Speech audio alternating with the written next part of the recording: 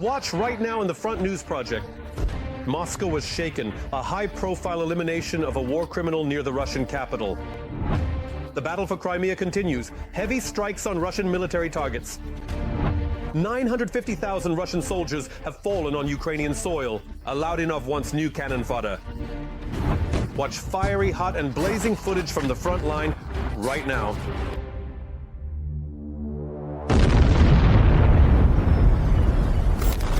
The fourth year of the full-scale war, a war that Vladimir Putin and his entourage unleashed on Ukrainian soil. The heroic resistance of the Ukrainian armed forces and the entire Ukrainian people in their fight for freedom continues. Greetings, this is Front News. This is Vladimir Timoshenko with you. For the next 30 minutes, you will find the truth about the war, which our journalists are uncovering from the hottest combat zones. Well, are you ready? Then let's begin.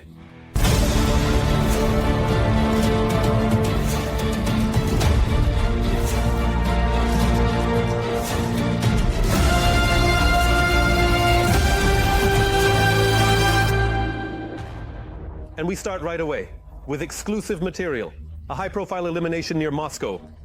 Deputy Chief of the Russian General Staff, General Yaroslav Moskalik, has been destroyed. Additionally, Ukrainian drones visited the airfields of Russian invaders in temporarily occupied Crimea. It was very loud there. Besides this, UAVs attacked the city of Shuya in the Ivanovo region again. The Ukrainian drones were once again intercepted by the enemy's 112th Brigade. It was also heated in Rostov-on-Don. Their resistance forces burned. A multi-purpose enemy fighter, Su-30SM. All the details in our report. Another criminal down. In the Moscow region, the deputy chief of the main operational directorate of the Russian General Staff, General Yaroslav Moskalik, was eliminated. His car exploded. But not only Moskalik. In the Russian city of Bryansk, the car of Yevgeny Rytikov also exploded. He was involved in the modernization of electronic warfare systems.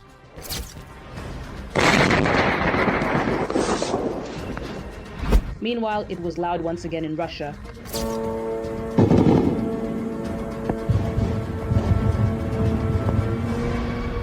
Strike drones raided airfields.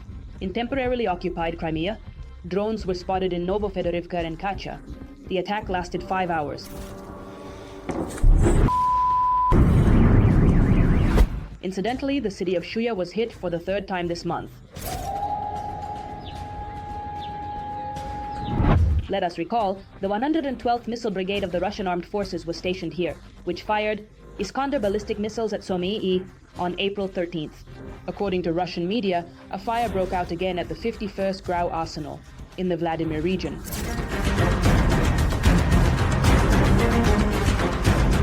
In Russian Rostov-on-Don, a Su-30SM multi-role fighter was destroyed.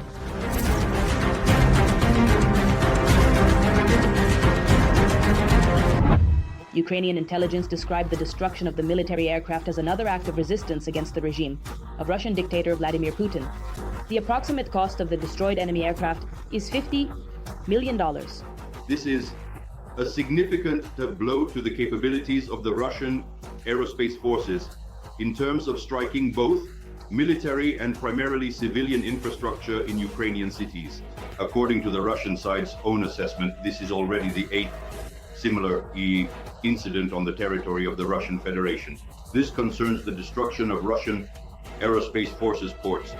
This indicates a low level of performance by the Russian Federation's special services in preventing such acts. As reported by analysts from the Institute for the Study of War, in recent weeks, Russian forces have likely adapted their tactics and weaponry for long-range strikes on Ukraine to weaken Ukrainian air defenses and inflict more significant damage. Among the improved missiles is the North Korean KN-23, which the occupiers used to attack Ukraine on April 24th, while specifically targeting the city of Kiev. The Russian army has managed to increase their accuracy. If initially the error was from 500 to 1,500 meters, well, deviations from the target, now we can say that after structural changes, the enemy can more actively use the KN-23 for strikes on targets like residential areas with the aim of terrorizing and killing civilians. It should be noted that the warhead is about 500 kilograms. And the main thing is the flight time to the Ukrainian capital is no more than 2 minutes. Not Ukraine alone. NATO fighters intercepted a Russian reconnaissance aircraft, IL-20, near Poland.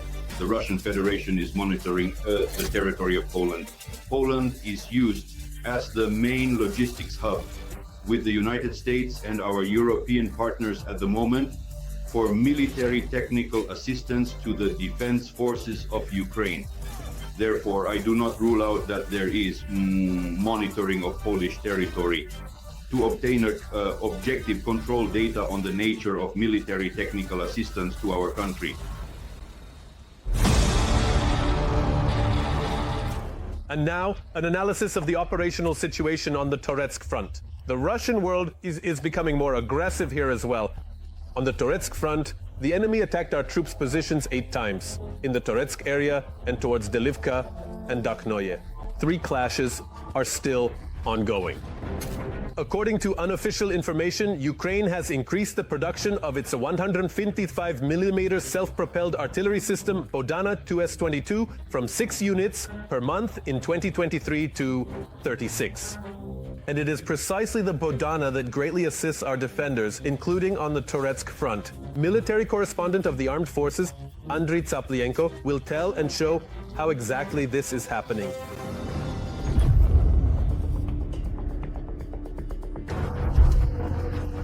The domestic Bodana installation is currently stopping an infantry assault in Toretsk, and we need to have more of such weapons. And partners are here today, gone tomorrow, these guys say. We will be able to stand firm if we have our own. And it's hard to disagree with them. It's hard not to agree with them. It's hard not to agree with them. It's hard not to agree with them. Fire! The Bodana gun is compelling evidence that the production of complex combat systems in Ukraine can be made widespread.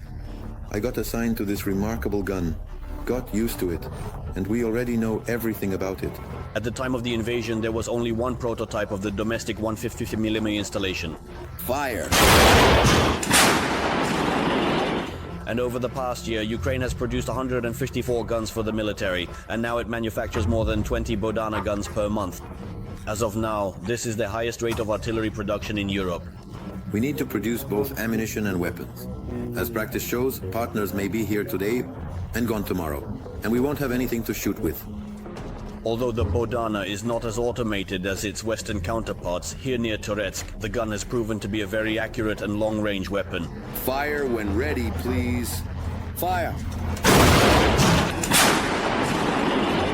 It's a tough direction. 20, 30, 40 shells per day are used.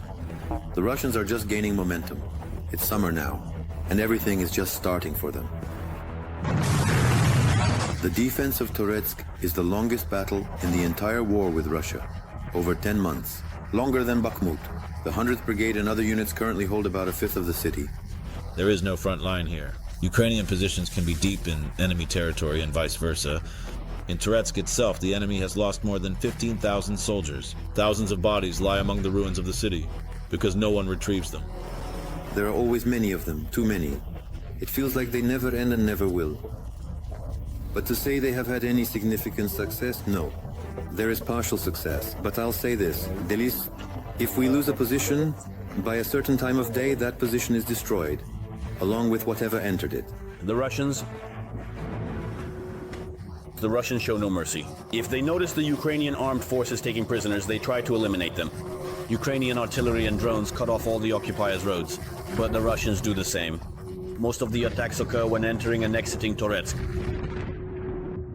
The Toretsk direction remains one of the most intense in the region and is extremely challenging and demanding. Without Toretsk, the occupiers cannot encircle Kostiantynivka, the main logistics center of the Ukrainian defense. Fire! Therefore,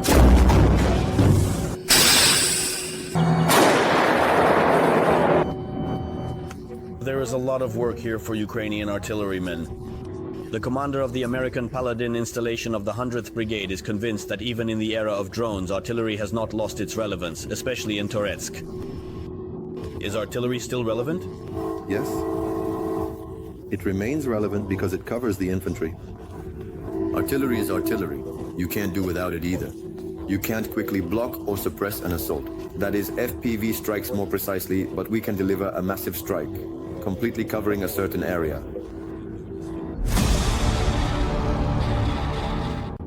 12 people died, 87 were injured. 24 of the injured are still in hospitals. Among the dead, we have 3 the children. These are the consequences of a terrible Russian missile attack on Kiev. The most horrifying strike hit a high-rise building in the Sviatoshin district of the capital. A correspondent from SN, Sergei Morgun, visited the site of the bloody events. He saw with his own eyes how the dead and injured were pulled from the rubble. His report, filled with pain, follows. When it exploded, the entire frame flew out here, broke through these doors with the blast wave, and then these doors were blown out too. In this destroyed bedroom, Alexander says he experienced the impact. I saw the warning about the ballistic threat, but I didn't even have time to run into the corridor. Completely. Injured by glass, he ran to save others. In the next room, he says, a child was sleeping, and he is sure it was a miracle that saved them. The entire window flew out and landed here. All the glass panes. Not a single scratch on her, thank God. Altogether, he says, they ran into the corridor and managed to hide under the stairs. That's when the second explosion occurred. The impact was so strong that doors, windows, and walls collapsed in the surrounding houses. Nikolai woke up because he was pinned down by a window frame. Despite the visual chaos, he says, his apartment on the 5th floor suffered even less damage than those below. We came out, our arms are intact, our legs are intact, but the 3rd floor was hit. There, they were helping to carry a man out on a carpet. That is, we brought him here, and there was already an ambulance. But through tears, the locals say, not everyone was so lucky. One of the nearly 24 affected buildings was directly hit by a North Korean ballistic missile weighing a ton. 2/3 of the building simply collapsed. Is anyone there? Within minutes, the patrol police arrived at the scene to rescue those who survived. I'll help you immediately. Now. Just be quiet, Yanochka. Hold on, please, sweetheart. Alexei talks about what happened to his childhood friend Alexander, who lived in this house. He took the child and started to leave. Meanwhile, his wife continued to gather things. There was a powerful explosion, and they were buried under the debris. Alexander covered the child with his body. Later, they were found under the rubble by neighbors. The wife died on the way to the hospital from multiple injuries. Alexander himself asked not to be shown. Just a year ago, he returned from Russian captivity. But the occupiers found him even in the capital. The 1.5-year-old child's mother is gone. For more than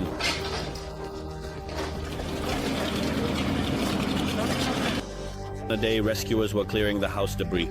They say at least a dozen of its residents stopped making contact after the strike. Under the rubble. With a high probability, unfortunately, there are still bodies of the deceased. Our rescuers are working. There might be living people as well. Next to the ruins, tearful relatives and friends have been waiting all this time.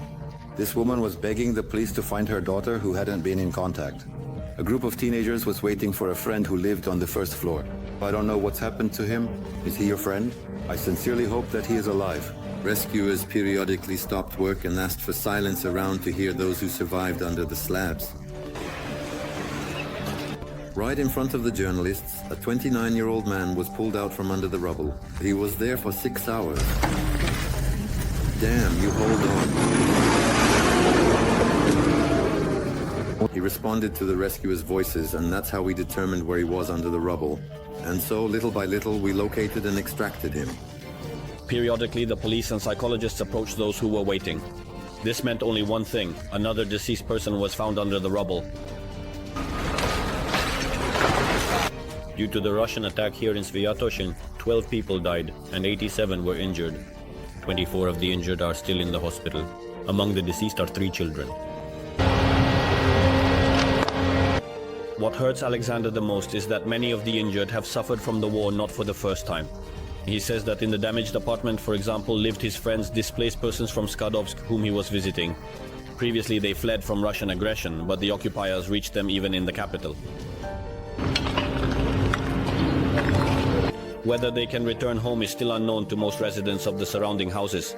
An examination must determine whether they are safe and if they can be restored, or people will also have to start life from scratch. Every voice matters. Join our community, support independent journalism and help us bring you the truth from Ukraine. Become a member of Ukraine Today. Join us now. And now it's time to move to the blazing Pokrovsk front line. The situation here is traditionally tense to the limit. On the Pokrovsk direction today, the enemy attacked the positions of our defenders 38 times in the areas of the settlements Malinivka, Lysivka, Kotline, Udachne, Novoserhiivka, Novoalexandrivka, Nadiivka, Troitske, Kotliarivka, Serebriane, Andriivka, and towards Stara Mikolaivka, Alexandropol, Novopavlivka, Bodanivka.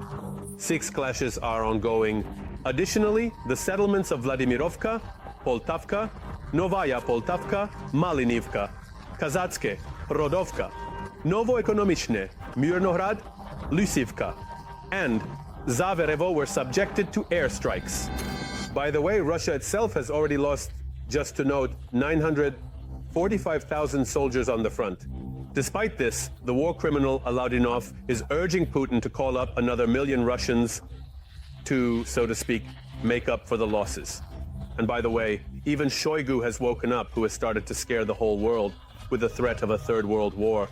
Moreover, the Russian army has set a new goal for itself to reach the Dnipropetrovsk region by May 9th. This is reported by representatives of the armed forces of Ukraine.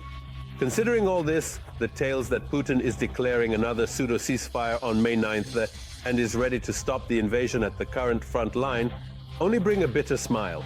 Meanwhile, preparations for the advance of the Russian world are already underway in Estonia. They will build a new military base, right, at the border with Russia in the city of Narva. All the details in our report. Ukrainian Special Operations Forces eliminated a platoon of North Korean soldiers in close combat in the Kursk region. This event took place last month. However, for security reasons, our military can only talk about it now. Neutralized with no chance of recovery. In the north, border guards turned an enemy radar station to ashes with FPV drone strikes. -10 near Volchansk, the Guard Brigade border guards delivered precise strikes on enemy positions. Dozens of occupiers and communication antennas were destroyed. Gradually, the losses of the occupiers in the war against Ukraine are approaching 1 million. In the last day, the Russian army lost 1,060 soldiers and 5 armored combat vehicles, 3 tanks, and nearly 50 Lux artillery systems at the front. This process involves the mass destruction of Russian servicemen by the Russian military command, and it could stretch on indefinitely. The tactics used are from the Second World War, the so-called Zhukov style. That is, using numerical superiority as the main component to achieve both tactical and strategic goals.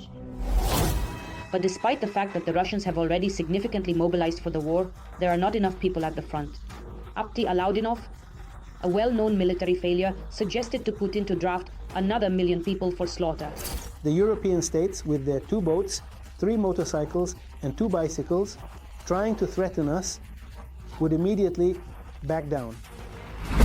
But it seems that even the Kremlin dictator is no longer listening to this nonsense. Of course, if we had a resource of 1 million people at our disposal that we could deploy at any time, no one would dare to flaunt their bravado in front of us. They would all be eager to do anything just to prevent us from reaching them with that 1 million. That's my opinion. But for me, the opinion of the Supreme Commander-in-Chief is paramount, because it's his decision. Despite colossal losses, the Russian army does not abandon the manic idea of reaching the borders of the Dnipropetrovsk region. The possibility of reaching the administrative borders of the Donetsk and Dnipropetrovsk regions was reported as early as January.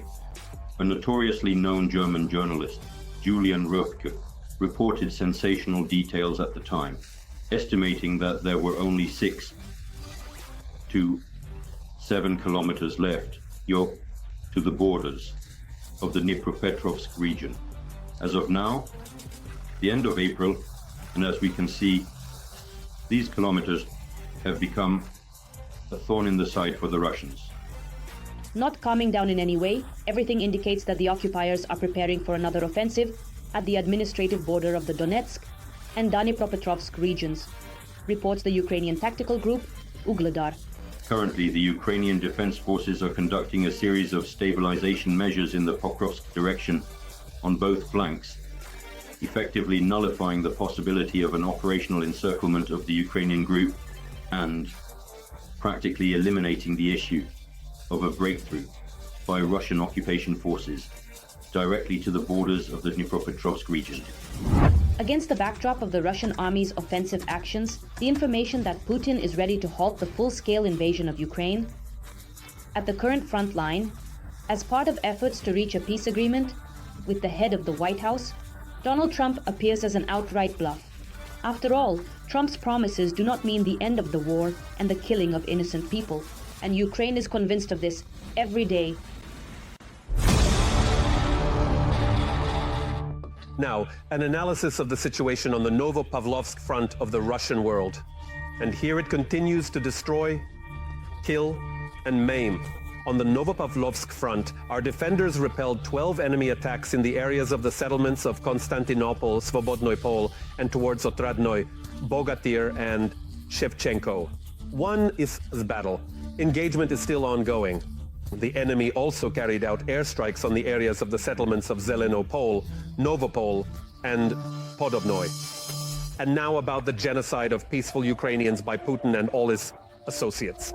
2 adults and a 15-year-old girl were killed by Russians in Pavlohrad in the Dnipropetrovsk region. Another 15 people were injured, including 3 children. The city was attacked by Shaheds, one of which hit a multi-story building. More about the consequences of this horror will be reported and shown by TSN correspondent Olga Pavlovska. 5 in the morning. A Shahed struck directly at a 5-story building. Many were still asleep. At 5 in the morning, this started. 1 explosion, a second explosion, then a third. Then I hear smoke coming through the stairwell. I quickly put my backpack on and dashed out. The floor burned out. And the floor and windows burned, but the flames weren't very strong yet. My son and I ran out. We made it, so thank God we're alive. Quite a few people ended up in a fiery trap. They say they prayed for the rescuers to make it in time. We managed to run out into the corridor, and that's it. Everything was burning there, everything blew out. We stayed until the very end. Everything was burning there, plastic, everything, breathing the burnt air. We soaked ourselves with rags, towels, or whatever, with water like this to breathe. And then a guy came in and put a mask on me. 10 people were rescued from the fire-engulfed building by rescuers. Among them were 2 children. The firefighters took us down through the balcony here. The fire jammed the doors here, they were torn off. The apartment. That became the epicenter of the explosion, was where a family of displaced persons from the Donetsk region had found shelter. 15-year-old Valeria died along with her father Alexei. The mother is in the hospital. Neighbors say the schoolgirl walked her dog here every morning, but today she didn't have the chance to go out. I was tending to the flower bed, and she would take the dog out in the morning. And a direct hit, it shot right through. And they were lying here covered. She cried so terribly, saying, "My daughter helped me." But the daughter was already gone. Good people, wonderful. They are displaced persons. They came, rented an apartment, and lived here. In total, there are 15 injured. Among them are children, a 6-year-old boy and teenagers, aged 15 and 16. There are 5 victims in the hospitals. The medics say everyone is in stable condition. Burns, carbon monoxide poisoning, such mechanical injuries. There are wounds, there are fractures. The condition is stable. There is no threat to life. People say Second saved many. The very first attempts were to save the children. I wanted to pick him up. I wanted to pick him up, but I couldn't. He was asleep. So I covered him with 3 blankets. And at that moment, all the glass fell on me. He had already woken up and was scared then. And we went to the corridor. He stood there while I frantically searched for my clothes. A child from the first floor, a girl. She was crying so much, she was hysterical. She said, "Oh God, why is all this happening to us? Why are we being treated like this?" And she said, "Oh, my kitten is still there." The rescuers brought out the kitten, gave it to her, and she hugged the kitten tightly, calming down. And they write in their public forums, "We destroyed a military target." Well, here's the military target. A residential building. There isn't a single apartment left intact in the building. Those that didn't burn down are either destroyed or flooded. We were already dealing with water, I said, and now it's still leaking here. So much debris, we're shoveling it out, all the glass, everything, all the furniture is being thrown out because everything is shattered. In addition to the building, the neighboring high-rises and the buildings of a civil organization are also damaged. Now let's move to the Lyman and Siversk directions of the front. The bloody frenzy of the enemy armies continues here as well. In the Lyman direction today, the aggressor attacked 8 times in the areas of the settlements of Yekaterinovka, Novoy, Kolodyazy, and towards Novy Mir. Currently, 3 more clashes are ongoing. In the Siversk direction, the aggressor conducted 3 offensive actions towards the settlements of Rihorivka and Verkhnyo-Kamyanske. On the battlefield, the enemy is trying to encircle Ukrainian Kostiantynivka. The Phoenix drone units, together with artillery, are attempting to create a zone around Toretsk that the occupiers simply cannot cross. Details on how exactly this is happening can be seen in the exclusive report by TSN correspondent Andriy Tsaplienko.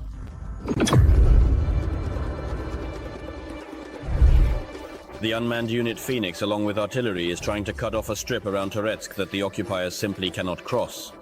Phoenix has dozens of significant targets to its credit. A few weeks ago, a relatively cheap drone from the border guards burned a valuable Russian electronic warfare station, a vein that was blocking satellite communication. Probably this is the only way to disrupt the Kremlin's plan to encircle Kostiantynivka. The complex work will primarily involve creating a kill zone, 15 kilometers. Where the enemy will be completely absent, we will be eliminating them. First and foremost, everything will be integrated. Using our drones, artillery, and aviation, everything will work in unison. But the main focus will be on drones. However, the Russians are also trying to create similar zones on the approaches to their positions. In the Toretsk area, according to our data, this task is being carried out by the Russian Unmanned Systems Center Unit Rubicon, detailed information about which the occupiers are trying to keep secret. Russian drones are flying deep into the Ukrainian rear. The approaches to the defense line are littered with rusty skeletons of burned-out vehicles. The greatest danger is the fiber-optic drones, against which electronic warfare means are powerless. What to do? Find out where they are being launched from and monitor the battlefield 24/7, says the Phoenix aerial reconnaissance. Leleka, a Ukrainian-made drone, is one of the key elements of an entire fleet of aerial reconnaissance tools used by the border guards.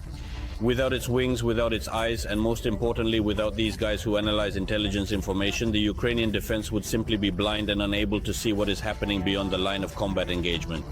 Route to the north from Toretsk. While preparing their plane, the guys heard the sound of another one above them. Do you hear the aerial drone? Yeah, it turned out to be ours, Ukrainian. But the air needs to be constantly monitored because enemy drones are already reaching here. The rapid flight control continues.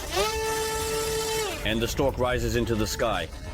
There's a gun here, then another one somewhere around here. They are located in ordinary houses. This crew discovered the position of a Russian anti-aircraft gun mounted on a tracked vehicle.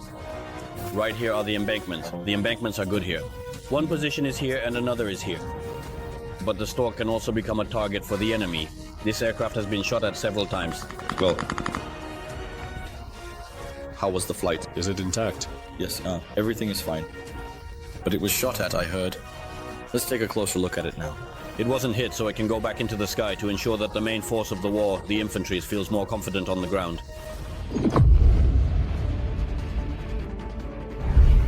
No matter how advanced the technical means are, control over the territory is impossible until a soldier's boot steps on it. And the further the war goes, the harder it becomes to take a step forward on it. This is no longer Toretsk but Kharkiv region. However, both here and there, the situation for the infantry is practically the same. The process itself, when you are moving towards the positions, is the hardest part. These infantrymen heroically held their position for more than 2 months, but it took another 12 days to get them there. And this can continue for several days because they will be waiting for an opportunity. As soon as you show yourself, that's it, they'll start targeting you. Fighter, they'll start targeting you guys. Fighter. With the call sign Pliak, he has led the infantry into and out of the trenches over 100 times. Yes, that's the hardest part. Drones are watching you 24/7. It feels like you're being hunted.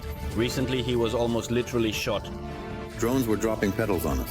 Drones were dropping petals on us. Since I was going first, I stepped on a mine. Thank God my leg is still intact. Unfortunately, no robotic system can replace these people, the main workers of the war. If they are not in the trenches on the front line, then the Ukrainian land there will turn into a gray zone. This concerns everyone holding the front line over 1,000 kilometers long. That's all for today. But very soon, Front News will bring you new, unique materials from our journalists in the hottest spots of the war, gathered so you know the truth. This was Vladimir Timoshenko with you. Take care of yourself and your loved ones.